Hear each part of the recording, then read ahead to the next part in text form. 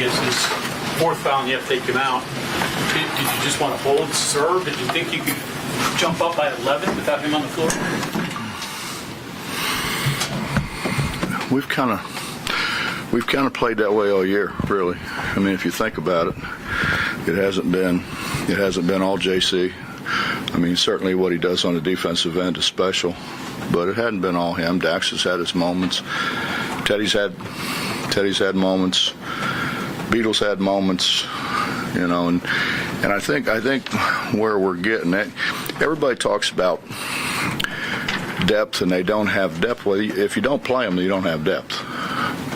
And Beatles getting better and better. You know, the other guys that we're bringing in are getting Magic. I thought Magic had really good minutes for us. Yeah. So as long as we can keep hamming and egging it, you know. I mean, I think I said this last time, but it's like a golf scramble. You know, everybody doesn't have to hit a good shot, just somebody. And that's kind of what's happened to us. Is somebody always steps up and makes plays. Teddy made some big plays. I thought when he rebounded and drove the length of the floor and shot a layup, I thought that was huge for us because we were going the wrong direction at that point in time. Justin, nice to see you can make it. Coach, you took a big step tonight against Oklahoma, a big-time opponent. When you see the play of Sags and Teddy tonight, their development as players, that was a monumental game for them, wasn't it? Well, believe it or not, you watch the tape obviously, and then you go back and watch last year, and I didn't think they'd guard Sags. I thought they'd drop back and take away everything at the rim, which is a smart thing to do. But Sags made shots. You know, if Sags doesn't make any shots, that's a brilliant move. But I told him whenever it was, 2 days ago, 3 days ago, I said, you're going to have open jump shots. You know, and then the light went off, and man, I better get in there and practice because I'm actually going to get to shoot it now. And so, you know, he's getting better and better. He's slowed down. The game slowed down a little bit for him. So. And he's at the defensive end. He's pretty good. There was a point in the first half that I think you were unhappy with one of his shots, but then in the second half encouraged it, and then the last one obviously just inside the three-point line. Was there Well, probably the one I wasn't happy with. He probably missed. That's kind of how it works. I told him if they back off, you got to shoot it. You know, you got to shoot it. He took one too quick. You know, when they're playing like that, he's going to get a shot at any point in time in the clock. So why don't you see what else we can get first and then shoot that? Coach, there were a couple times last season when you had mentioned that some of the commentators hadn't mentioned Javon among the Big 12 top point guards. You think, and I realize he was out foul trouble a lot in the second half, do you think he earned a new level of respect tonight? I think he's got it with the coaches. I think he's had it with the coaches for quite a while. You know, it's your people that haven't recognized how good he is. And well, that's not true, I guess, because he was the NABC National Defensive Player of the Year, but maybe it's just ESPN. I take that back, Justin. I think maybe you're all right. I think it's the Espen boys, and you get enamored with something for whatever reason, and I don't know. He's good. He's good, and he makes plays that other people can't make, and then I think he gets fouls called that aren't fouls just because they've never seen anybody make plays the way he makes those plays. I mean, he reaches in there and snatches the ball away from them or knocks it out of their hand, and I'm sure he's hard to officiate. You ever seen anyone steal a ball while a guy was dribbling behind his back? No. Get halfway around? No. He's as good on the ball defender, I think, as as I've ever had. It's just, Justin, I'm so frustrated with this cylinder thing, and they just, I think they put those guys in a bad spot. I mean, you got the best athletes in the country. They're going 100 miles an hour, and did the guy dive into the defense, or did the defense step into him? I mean, how do you tell that? How do you tell that in a split second? It's and I understand what they're trying to do, but we've got to have something better than an invisible cylinder. That's just my opinion. I have to ask you this question. It was pretty emotional early in the game, and you wandered like 50 feet from the bench. I know, this is the wrong line. I saw that line up there, and I didn't mean to. I really didn't mean, and usually I don't do that. I mean, I've just started walking down there this year because they let you walk down there, but I'm pretty good at staying in the box. I mean, that's one of the few good things that I do is stay in the box pretty good. And I saw that line down there, and I just thought that's where it was. Are you going to drink some of their Gatorade? Yeah, I've never done that before. Huggins was staring right at you, and I couldn't believe you didn't do anything. Well, I think they knew I wasn't yelling at anybody or anything. I was just walking. I was trying to get some steps on this thing. Going into that under 4 timeout in the second half, did you feel that was the right time to put Carter back in? Or did you think it was? No, he came up and said to me, he said, let me know when I'm going in because I want to get on a bike and get loose.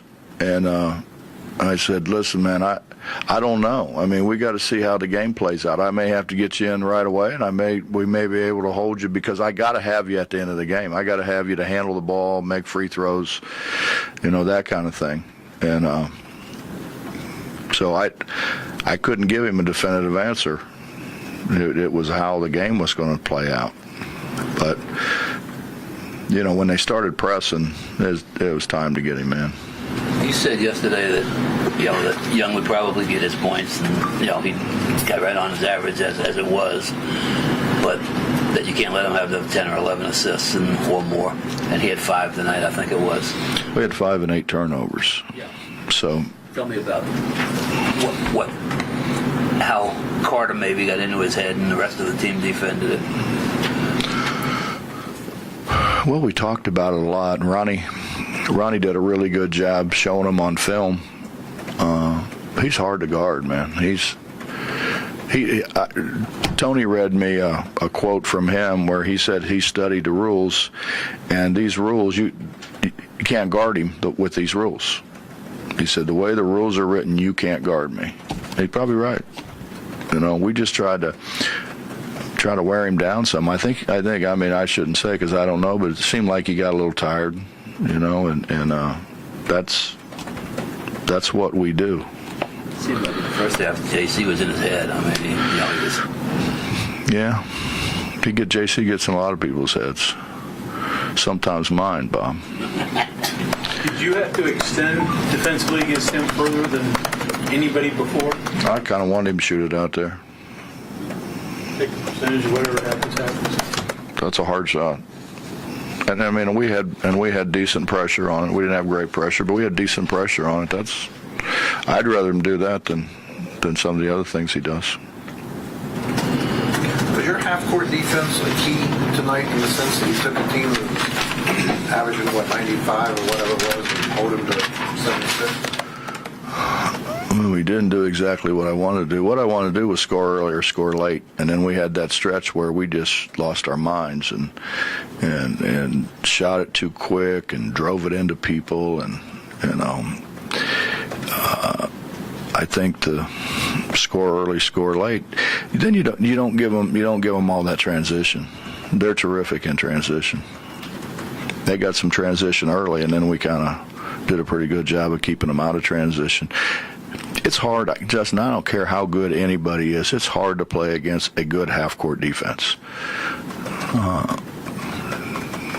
mean, the score's going to be lower than if you open the floor up. Bob, during the 10 minutes without Javon, you had Dax in there. He seemed under control, or in control, even to see. Yeah, he was a little too hyped up to start. he got calmed down and he did a good job. I thought another really key play was that when I don't know what happened because I was looking to make sure we had people back and next thing I know everybody's cheering and Dax is jumping up and down because I guess he stole the ball, right? I don't even know how he stole it. I didn't see it. Anything else? Well, Teddy plays 24 minutes, gets 20 points, makes 9 for 11 shots. I mean, what is that worth coming off the bench? I mean, We've always had that. You know, if you think back, we've always had somebody who could come in and change the game coming off the bench. Tariq did it a year ago. Jay-Sean did it the year before that. Jay-Sean's a second team All Big 12, and he never started a game. I just feel more comfortable knowing there's somebody I can reach down there and grab that can come in and change the game back in our favor. Coach, you talked about how some young some of these guys are on the roster, but tonight it didn't seem like the moment got too big for them. I mean, they grew up a little bit tonight, maybe, or Oh, I don't know. I think they probably grew up in Orlando.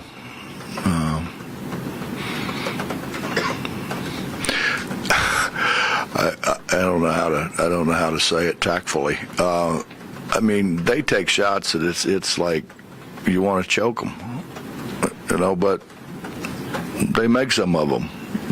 They make some of them, and Lamont started out, shot it pretty good, and then he went through a really dry spell, and then he picked up that fumbled ball and shot it in. It was real close to being a 3, and then we ran some things for him to get him a shot. I tried to get Beetle a couple shots, but I don't know, Justin. I think they grew up a long time ago. I mean, we've won 14 in a row. They've grown up. They've grown up probably faster. And when you stop and think that our front line is 4 sophomores and a junior, I mean, I can't ever get it right though. So I'm going to lose JC and Dax, and then I got to play freshmen, And although Beetle and Chase are getting better and better, Teddy, I don't know what Teddy is. I don't know if Teddy, I think, consider himself a guard, but I don't. Teddy'd shoot the same shots as Trey Young if I'd let him and think he could make them. you had Napper just tonight. Is he playable or? No. He doesn't know anything. I can't put him in because he, I don't either, but I keep right. That's different. No, he doesn't know. He's going to be a point guard. He's going to have the ball. He's got to know all the sets. He's got to know where everybody's supposed to be, and he doesn't have a clue about any of that stuff. So it'd be a total waste because we couldn't get anything out of him. He spent too much time in the training room and not enough time on the floor, and wasn't his fault. I'm just saying that he doesn't know what we're doing. Well, probably more appropriate after Tuesday's game, but have you thought about how you incorporate Issa when he's available next Saturday? I have thought about incorporating Issa, I think, every day since we started. So, yeah. Thanks, Coach. Yep.